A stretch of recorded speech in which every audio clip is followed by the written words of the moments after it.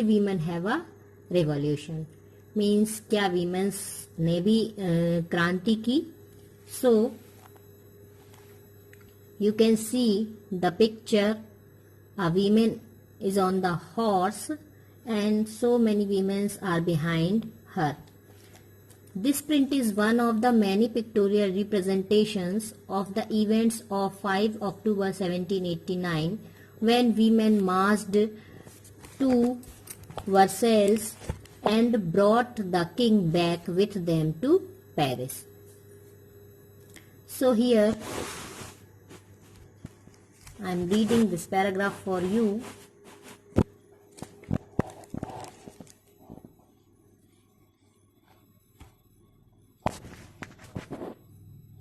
Let's start. From the very beginning, women were active participants in the events which brought about so many important changes in French society. They hoped that their involvement would pressurize the revolutionary government to introduce measures to improve their lives.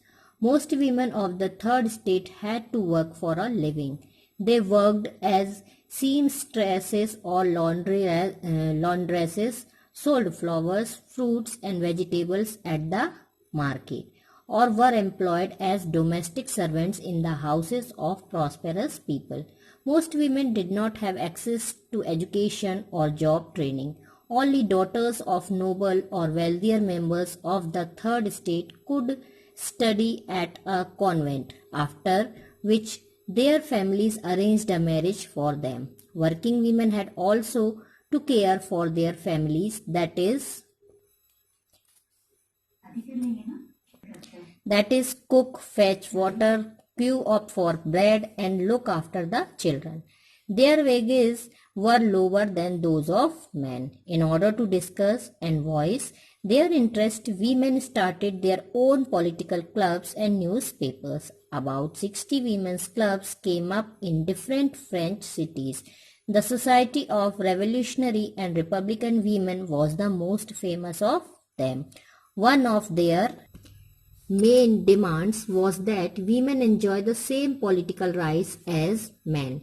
Women were disappointed that the Constitution of 1791 reduced them to passive citizens. They demanded the right to vote, to be elected to the assembly and to hold political office. Only then, they felt, would their interests be represented in the new government.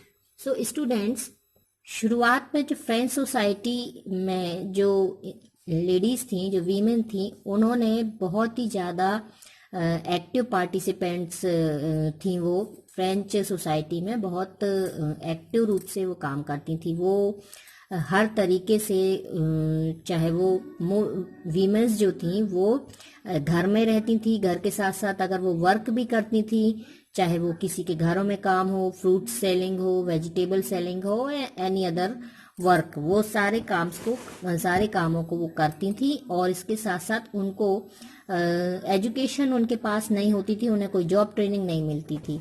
सिर्फ वो जो royal families की जो daughters थी, सिर्फ उन्हें ही पढ़ने की आज़ादी थी कॉन्वेंट में, लेकिन फिर थोड़े समय के बाद उनकी भी मैरिज कर दी जाती थी. वर्किंग वूमेन जो थी, उनको सिर्फ वर्किंग नहीं, उनको घर के काम भी साथ में करना पड़ता था, जैसे खाना पकाना, पानी लाना, ब्रेड के लिए लाइन में खड़े होना, किचन का काम, बच्चों की देखभाल etcetera.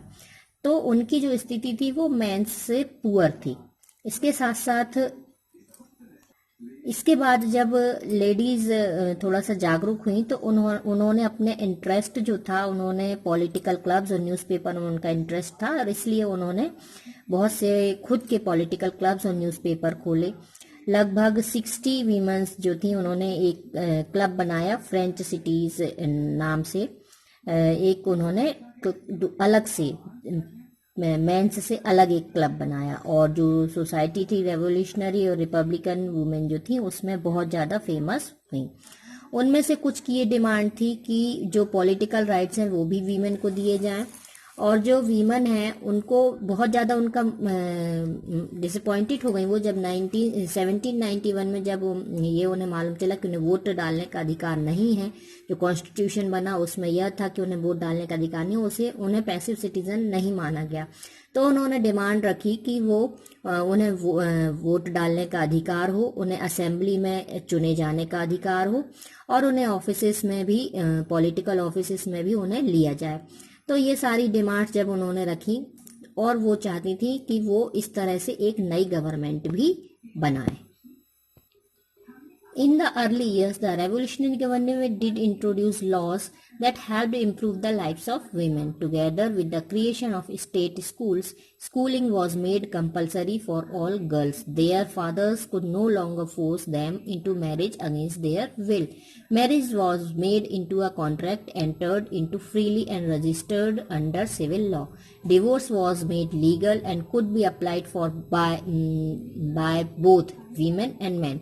Women could now train for jobs, could become artists और रन स्मॉल बिजनेसेस। तो जो पहले का साल थे, ये जो रेवोल्यूशन के पहले के कुछ ईयर्स थे, उसमें जो इस लेडीज थी, जो वीमेन थी, उनकी स्थिति बहुत कुछ थी। गवर्नमेंट जो थी उसने बहुत कुछ ऐसी चीज़ें नियम बना रखे थे जो कि लेडीज़ की स्थिति को ठीक करती थी। जैसे स्कूल में उनकी शिक्षा अनिवार्य थी, गर्ल्स स्कूल उनके लिए बने हुए थे। उसके साथ साथ उनके जो पिता होते थे, गार्जियन होते थे, वो उनको मैरिज के लिए ज़बरदस्ती नहीं कर सकते थे। वो उनके इच्छा के अनुसार ही उनकी मैरिज की जाती थी। और अगर जो मैरिज होती थी वो रजिस्टर्ड मैरिज होती थी। इसके साथ अगर किसी पेयर का डिवोर्स होना है तो वह भी दोनों के साइड से अगर फाइल किया जाए, वीमेन और मैन, तभी वो डिवोर्स वो डिवोर्स के लिए अप्लाई कर सकते थे। और उस समय में जो वीमेंस थी वो जॉब के लिए ट्रेन भी थी, उन्हें ट्रेनिंग भी दी जाती थी और आर्टिस्ट या वो कोई भी स्मॉल बिजनेस भी चला सकती थी। Women's struggle for equal political rights, however, continued during the reign of terror. The new government issues law ordering closure of women clubs and banning their political activities. Many prominent women were arrested and a number of them executed.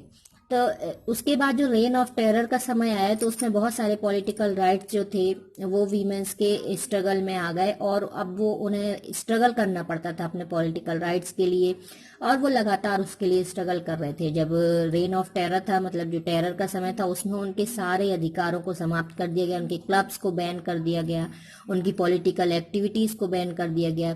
तो और बहुत सारी ऐसी women थी जिनको arrest कर लिया गया, जो कि एक्टिव थी, इन सब कामों में पार्टिसिपेट करती थी, क्लब्स में जाती थी, पॉलिटिकल एक्टिविटीज में पार्टिसिपेट करती थी। उन सबको अरेस्ट कर लिया गया और कुछ पे कुछ भी इल्जाम लगा दिए गए।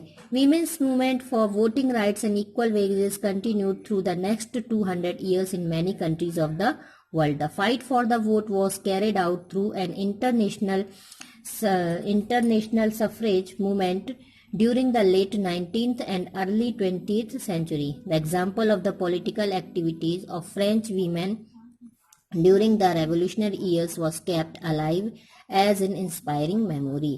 It was finally in 1946 that women in France won the right to vote. इसके बाद कंटिन्यू जो वीमेन थी वो कंटिन्यू अपने अधिकारों के लिए लड़ती रहीं, वोटिंग के अधिकार के लिए, और जो लगभग 200 ईयर्स तक हर कंट्री में बहुत सारी ऐसी कंट्रीज थी जहां पर वीमेन्स अपने अधिकार के लिए लड़ाई करती रहीं और अपने अधिकारों को मांगती रहीं। इस तरह से धीरे धीरे 19th और 20th सेंचुरी में ये सारा इंटरनेशनल एक मैटर बन गया कि वीमेंस को जो है वो वोट के अधिकार मिले और भी दूसरे अधिकार मिले। फिर पॉलिटिकल एक्टिविटीज, फ्रेंच वीमेंस जो थी वो रेवोल्यूशनरी के टाइम, जब वो उनके क्रांति का समय चल रहा था, तो उन्होंने बहुत सारे एग्जाम्पल्स ऐसे वहाँ पर पेश किए जो कि इंस्पायर करते थे लोगों को कि उनको, जो वीमेन है, उनको भी ये सारे अधिकार प्राप्त हो, वोट का अधिकार हो, स्वतंत्रता का अधिकार हो, ये सारे अधिकार उन्हें प्राप्त हो। और फाइनली 1946 में फ्रांस की जो वीमेन थी, इतना स्ट्रगल करने के बाद उनको वोट करने का अधिकार मिला। The life of a revolutionary woman, Olympe de Gouges. Olympe de Gouges was one of the most important of the politically active women in revolutionary France. She protested against the constitution and the declaration of rights of men and citizens as they excluded women from basic rights that each human being was entitled to. So in 1791, she wrote a declaration of the rights of women and citizens, which she addressed to the Queen and to the members of the National Assembly, demanding that they act upon it. In 1793, Olympias de Gaulle criticized the Jacobin government for forcefully closing down women's club. She was tried by the National Convention, which charged her with treason. Soon after this, she was executed. तो सबसे पहली जो women थी Olympic दी gauge, वो बहुत ही ज़्यादा famous और बहुत इंपॉर्टेंट वीमन थी. पॉलिटिकली वो बहुत एक्टिव थी. फ्रांस का जो रिवॉल्यूशन हुआ उसमें वो बहुत एक्टिव थी और उन्होंने प्रोटेस्ट किया था कॉन्स्टिट्यूशन के अगेंस्ट, और जो इंसान पुरुषों को जो अधिकार प्राप्त थे उसके खिलाफ उन्होंने प्रोटेस्ट किया कि वीमेन को भी वो सारे अधिकार प्राप्त हों जो कि पुरुषों को प्राप्त हैं. 1791 में उन्होंने right of women and citizen नाम से एक डिक्लेरेशन उन्होंने छापा और वो क्वीन को एड्रेस किया कि जो, और नेशनल असेंबली के जो मेंबर्स थे उनको, और उनसे डिमांड रखी कि ये सारे अधिकार जो कि पुरुषों को प्राप्त हैं वो महिलाओं को भी प्राप्त हो. 1793 में ओलंपिक डी गॉस जो थी उन्होंने जैकोबिन गवर्नमेंट को भी फोर्सफुली वीमेंस क्लब जो उन्होंने बंद किए उसके खिलाफ भी उन्होंने आंदोलन किया और इसके बाद उनको नेशनल कन्वेंशन उनको मतलब एक राष्ट्रीय अपराधी मान करके उनके ऊपर चार्ज लगा दिया गया और उन्हें जेल में डाल दिया गया और फिर जल्दी ही उनको मौत के घाट उतार दिया गया. You also can see here the activity of this page number 18. Describe the person represented in figure 12, their actions, their postures, the objects they are carrying. Look carefully to see whether all of them come from the same social group. What symbols has the artist included in the image? What do they stand for? Do the actions of the women reflect traditional ideas of how women were expected to behave in public? What do you think? Does the artist sympathize with the women's activities or is he critical of them? Discuss your views in the class. ये आप figure 12 में आप देख सकते हैं, ये जो figure 12 है इसमें आप देख सकते हैं कि जो आर्टिस्ट है इसने वीमेंस के हाथों में बहुत सारे हथियार दिए हुए हैं, सिंबल्स हैं जो कि आपने लास्ट लेसन में सेकंड लास्ट लेसन में सिंबल्स पढ़े थे वो दिए हुए हैं. तो वो क्या शो करना चाह रहे हैं, ये सारे सिंबल्स क्या बताते हैं, ये इमेज क्या मैसेज देती हैं, पब्लिक जो है इन सब चीज़ों से क्या एक्सपेक्ट कर रही थी, ये सारी बातें इसमें इस पिक्चर में दिखाई गई हैं. आपको इन सब के आंसर्स देना है और जब हम क्लास में मिलेंगे तो इन सब के बारे में फिर बताएंगे. सो enough for this video.